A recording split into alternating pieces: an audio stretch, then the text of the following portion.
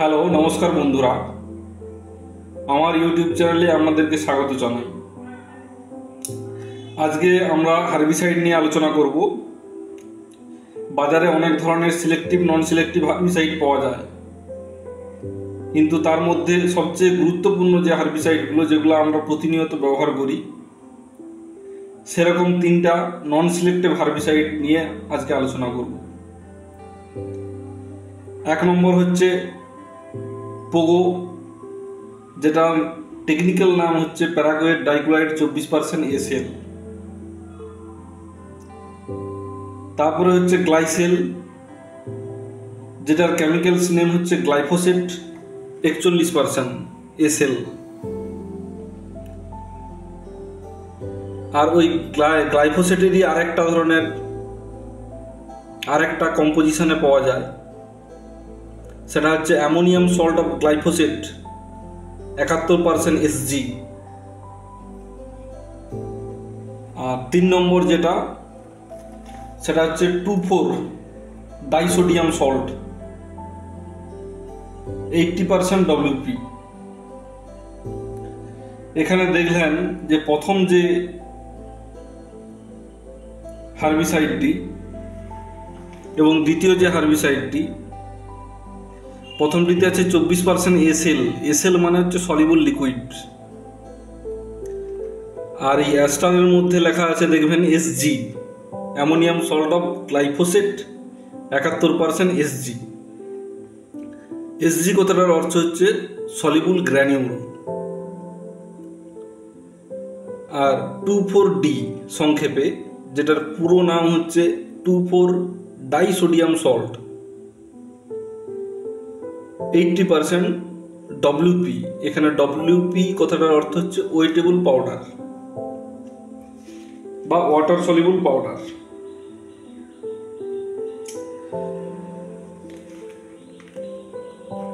প্রথমে আমরা আলোচনা করি তাহলে প্যারাকোয়াট নিয়ে। প্রথমে প্যারাকোয়াট সম্বন্ধে বলবো যে এটি নন সিলেক্টিভ হার্বিসাইড, অর্থাৎ সব ধরনের গাছ, সব ধরনের আগাছাতে আপনি প্রয়োগ করতে পারবেন। এটার মুড অফ অ্যাকশন কিভাবে কাজ করে না, এটা উদ্ভিদের যে কোষের মধ্যে, উদ্ভিদ কোষের মধ্যে ক্লোরোপ্লাস্টিড থাকে, যার মধ্যে ক্লোরোফিল কণা আছে। সেই ক্লোরোফিল কণার জন্যই আমরা গাছকে সবুজ দেখি। আর প্যারাকোয়াট করে কি না, ওই সবুজ কণাটাকে নষ্ট করে দেয়। দিলে কি হয়, গাছটা ছুঁয়ে যায়, গাছটার বৃদ্ধি আর হয় না। এইভাবে কিন্তু এই আগাছাটাকে দমন করে। তারপরে বলবো গ্লাইসেল, যেটার মধ্যে আছে গ্লাইফোসেট 41% এসএল। এটার মুড অফ অ্যাকশন কিরকম না, এটা প্রয়োগের পরে উদ্ভিদ দেহে একটা এনজাইম আছে, যে এনজাইমটার নাম হচ্ছে 5-enol পাইরুভিল সিকিমেট 3-ফসফেট সিনথেজ। এই এত বড়, একে সংক্ষেপে বলে হচ্ছে ইপিএসপি সিনথেজ। তবে এত সব আমাদের চাষি ভাইদের এত সব কিছু জানার দরকার নেই। মোটামুটি এইটুকুই জানবেন যে এক ধরনের এনজাইম, এক ধরনের উৎসেচক, যেটা উদ্ভিদ দেহের বিভিন্ন কাজকর্ম, শারীরবৃত্তীয় ক্রিয়ায় অংশগ্রহণ করে। সেই এনজাইমটাকে কি করে না, গ্লাইফোসেট যে কেমিক্যালসটা, ওটা ব্লক করে দেয়। ব্লক করে দিলে কি হয় না, উদ্ভিদ দেহে প্রয়োজনীয় যে অ্যামাইনো অ্যাসিডগুলো, অ্যামাইনো অ্যাসিড 21টা অ্যামাইনো অ্যাসিড হয় এবং একটা ইমিনো অ্যাসিড পাওয়া যায়। এর মধ্যে যেগুলো হচ্ছে অ্যারোমেটিক অ্যামাইনো অ্যাসিড, যেমন ট্রিপ্টোফ্যান, টাইরোসিন এবং ফিনাইল অ্যালানিন। ট্রিপ্টোফ্যান, টাইরোসিন এবং ফিনাইল অ্যালানিন, এই 3টা হচ্ছে আমাদের অ্যারোমেটিক অ্যামাইনো অ্যাসিড, এই অ্যারোমেটিক অ্যামাইনো অ্যাসিডগুলোর উৎপাদন ব্যাহত হবে। তাহলে গ্লাইসেলের মধ্যে আছে গ্লাইফোসফেট কেমিক্যালস। গ্লাইফোসফেট কেমিক্যালস ইপিএসপি সিনথেজ নামক এনজাইমটাকে ব্লক করে দেয়। ব্লক করে দেওয়ার জন্য আমার এনজাইম কি তৈরি করে? প্রোটিন তৈরি করে। প্রোটিনকে ভাঙলে পাওয়া যায় অ্যামাইনো অ্যাসিড। সুতরাং অ্যামাইনো অ্যাসিডগুলো যদি না প্রডিউস হয়, প্রোটিন আর তৈরি হবে, ফলে গাছটা বেঁচে থাকতে পারবে না। তো এই 3 ধরনের অ্যামাইনো অ্যাসিডকে ব্লক করে দেয়, তার ফলে আগাছাটা নষ্ট হয়ে যায়। এটিও একটি নন সিলেক্টিভ হার্বিসাইড, সেজন্য সব ধরনের আগাছাকেই এ নষ্ট করতে পারে। এরপরে যেটা অ্যাস্টার লেখা আছে, এটা বাজারে মীরা 71, বিভিন্ন 71 নামে একে পাবেন।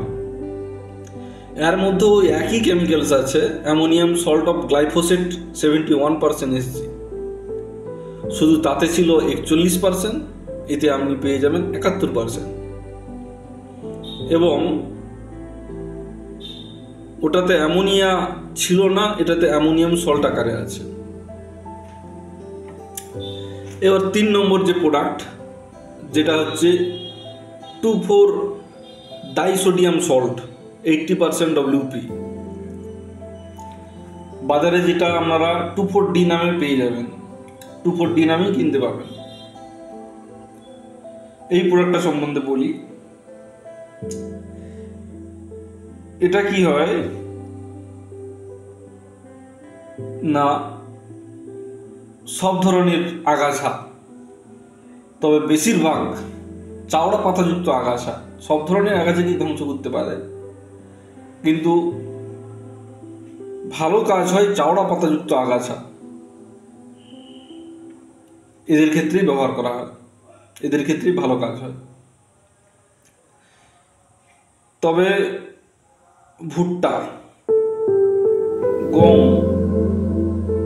আঙ্গুর, লেবু জাতীয় ফসল, সাইট্রাস ফ্রুটস, এদের ক্ষেত্রেই 2,4-D বেশি ইউজ হয়। কারণ এই যখন চারা গাছ থাকে, যখন গাছের সিডলিং স্টেজ থাকে, সিডলিং স্টেজে 2,4-D অ্যাপ্লাই করলে তখন আগাছাগুলো কিন্তু নির্মূল হয়ে যায়, চওড়া পাতার আগাছাগুলো, আর ধান গাছ বা গম গাছের তেমন কোনো ক্ষতি হয় না।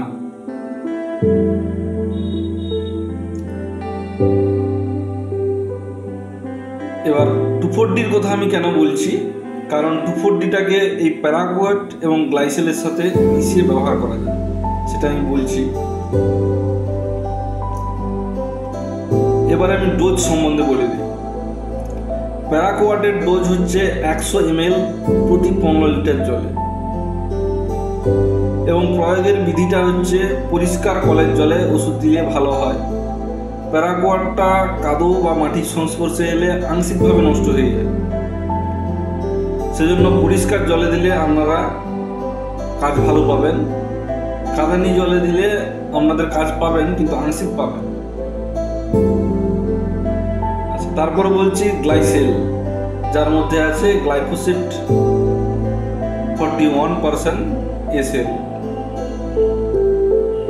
এটা যদি আপনারা ব্যবহার করেন, তাহলে প্রত্যেক ড্রামে, প্রত্যেক 15 লিটার জলে আপনাদের দিতে হবে 150 থেকে 200 ml, এবং দিতে হবে অ্যামোনিয়া 200 গ্রাম সাথে, এবং পরিষ্কার কলের জলে ওষুধটি প্রয়োগ করতে হবে।